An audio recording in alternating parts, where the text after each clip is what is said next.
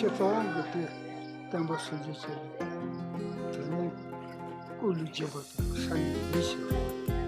Не чипрут, ну там колосом, тоусом, посадите, чипрут.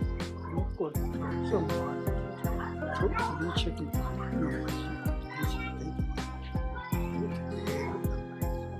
а после, больше еще надо. Парула, найди баба, найди кина.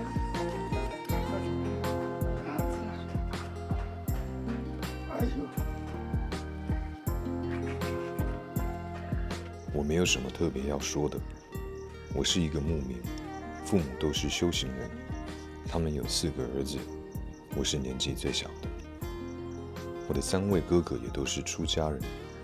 大哥的名字是康布卡策，他在青海创普寺的佛学院还没建好前就是康布了，他还当过金刚上师。我的2哥名字是拉玛索多，他的性格特别温和。 在闭关中心闭关了差不多12年，但是在他第4次的3年闭关快结束时，因为动乱就往生了。我的3哥名字是康布卡特，他天生就非常慈悲，是一位真正的修行者。他最开始是在佛学院读书，后来就成为了著名的康布仁波切。我是排行最小的。 年纪很小的时候就出家了，因为是老幺，所以父母特别宠爱，所以我在学习上就不是很认真。我的父亲名字是达增自然，母亲是索南拉莫。我是出生在牧区的牧民。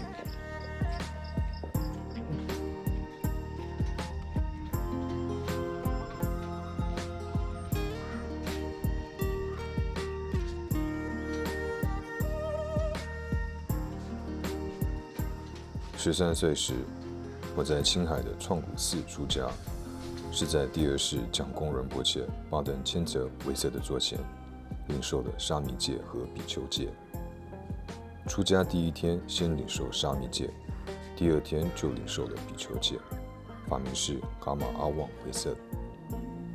传授比丘戒时，有100多位僧众在一起领受。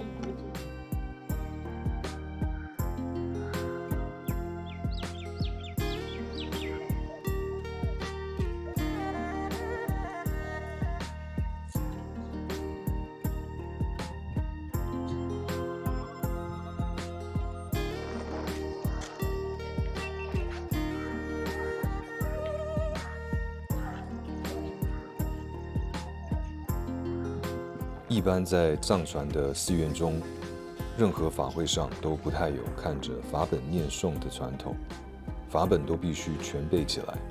所以我也背诵了许多仪轨法本，包括金刚瑜伽母、不动佛、大黑天广鬼、大日如来等等。那时也做了1年大日如来的闭关。上班早那差多少？上班那差多少？没事。 내 등이 나로 오지 물고 누버드네서 등이 뭐 이렇게 차도 이렇게 내 삼자고 근데 저 앞으로 너무 바로 내려고 뒤에 서서 바로 가고 저기 채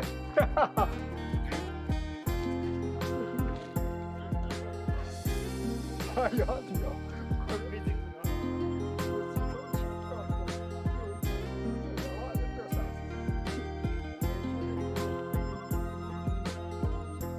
一直到26岁时，我都住在西藏。在寺院结下安居的最后前4天，我因为局势不平静，所以就先离开寺院了。离开寺院差不多2个月后，到了一个叫做江密雄的地方，遇到了袭击。当时我非常惊慌的，连要找一匹马都找不到。就在一个厨房的附近。 突然看到一个模糊的影子，结果仔细一看，才发现原来是苏利仁波切。我问仁波切是不是有受伤，仁波切说他没事，我就请求仁波切跟我一起离开，但是他说他没办法走了。我把手上的缰绳丢掉，就背着苏利仁波切离开。仁波切那时50多岁，他因为一直都在闭关，很少在外面走动，所以体型比一般人还大，背着他就没有办法走得很快，所以遇到了不少困难。那时就只有我们2个人。后来终于找到了一匹马，才终于能让苏利仁波切骑着马。我们一路又走了几个小时，才遇到了一位妇女。我问这位妇女有没有看到一些僧众经过，她说有看到，我就请她帮我尽快找到那些僧众，让他们能一起来帮助苏利仁波切。那位妇女就走了。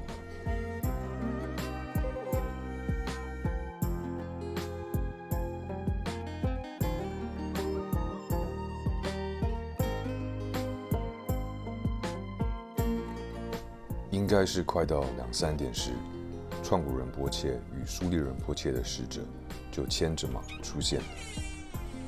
就是那时起，我与创古仁波切便结下了法缘。过了1个月后，我们到了一个叫做纳丘的地方，在那里待了1个礼拜。查列仁波切也在那时跟我们会合了。我们从那里去拉萨，在藏历10月底就到了拉萨。藏历的11月到12月期间，创古寺的3大仁波切就住在楚布寺，而那时我就从拉萨回到村落去牧马。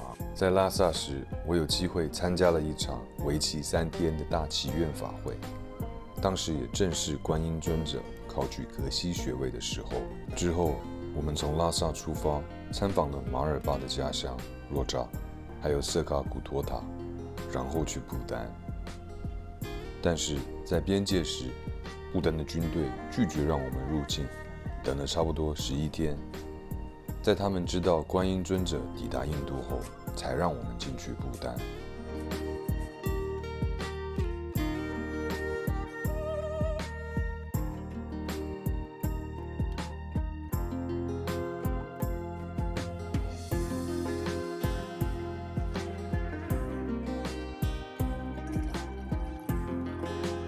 来尼泊尔前，我先在巴克萨住了大约8年，接着在不丹的扎西确林寺住了差不多4年。后来我去印度的菩提迦耶，然后才来尼泊尔，接着就一直住在尼泊尔了。后来有再去印度2次。在不丹时，我遵照创古仁波切的旨意和心愿，为了筹款与新建新寺院，花了3年时间到印度的藏村、卡林邦、锡金、尼泊尔这些地方，总共募到7到8万卢比的捐款，用来新建尼泊尔的创古主寺。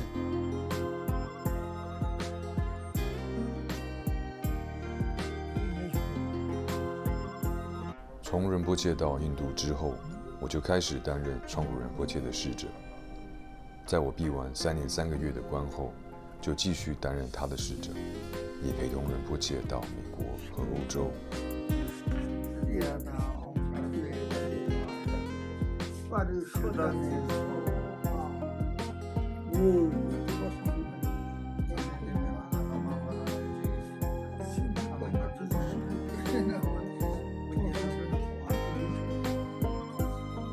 我第一次3年闭关时，有5位闭关的行者一起，都是依照创古仁波切的指示去闭关的。为了支付闭关中心伙食的开销，所以我又再去募款。当时因为聂向康孙几位人士的协助，我募到大约1万尼泊尔卢比，就用这笔款维持了闭关的开销。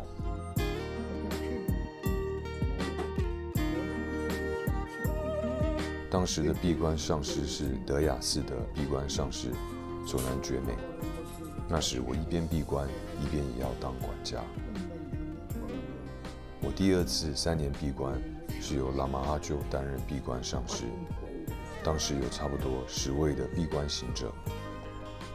圆满3年闭关后，我有机会再做玛尼的闭关，一直到现在，我都还持续持诵玛尼的闭关。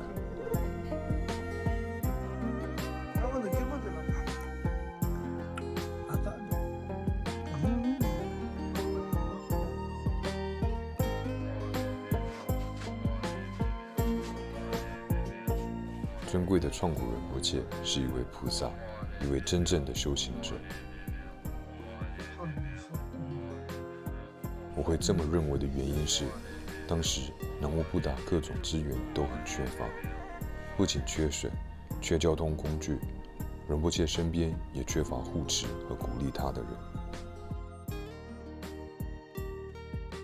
那时请大智度仁波切卜卦，卦象指出，如果仁波切能在南无布达新建寺院的话，会非常的吉祥。那时到南无布达唯一的方法，就是从都勒 Q 走上去，没有其他交通工具。还记得当时一路非常的辛苦，加上天气很炎热，仁波切热到把披肩和外衣都脱下来了，我就帮忙拿着。总之，我们从现在来看的话，南无布达的进步，还有对于佛教的弘扬和贡献，都是大家有目共睹的。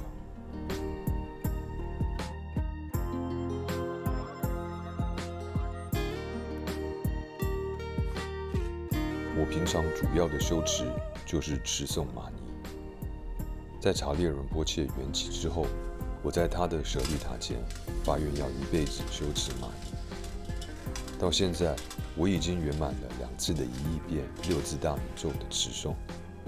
在这个时代，有些人能在4到5年之间就完成1亿遍的持诵，但我自己是花了10年的时间。我跟随过许多殊胜的上师，获得了6字大明咒的灌顶与口传，但是我就像是沙子一样，无论灌入了多少水，也都生不出什么东西来。虽然我在第16世法王卡玛巴和许多其他殊胜上师处获得了灌顶和口传，但是都没有真正修出些什么。每天除了进行6字大明咒的修持，我也为创古仁波切念诵长寿经咒，1天3次。再来，我也会课诵、修持护法，以及念诵一些受过口传和灌顶的日修仪轨。除此之外，我不会修持像是施身法等等的其他法门。我并没有什么禅修上的修持。我每天早上3点起床后，就开始做课诵与供养那些修持。晚上我大约10点就寝，会坐在禅修椅上靠着睡。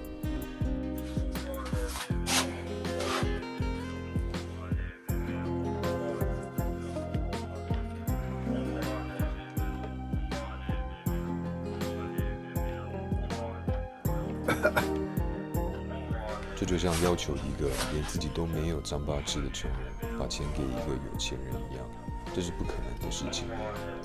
你们佛学院的师生都已经受过很好的教育，具备了完善的资源，我还能给些什么建议呢？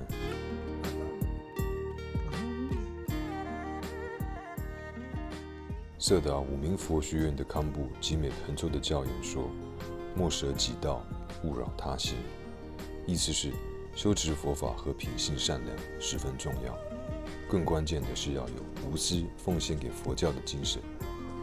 现代很多人有很好的外在资源与内在教育，但是都欠缺这种奉献的精神。从前的人没有受过很多世俗或佛法上的教育，但对教法都怀有这种精神和热忱。尤其是当你们在为寺院做任何事情时，心中都要记得带着这样的精神，否则就只像是在度过每个阶段，从学校到佛学院，然后是前行的修持，3年的闭关，从学生变成老师或堪布而已。无论如何，我没有受过什么教育，没有任何学问，所以也没有什么可以多说了。我只是不好意思拒绝洛佩诺布的访问，谢谢。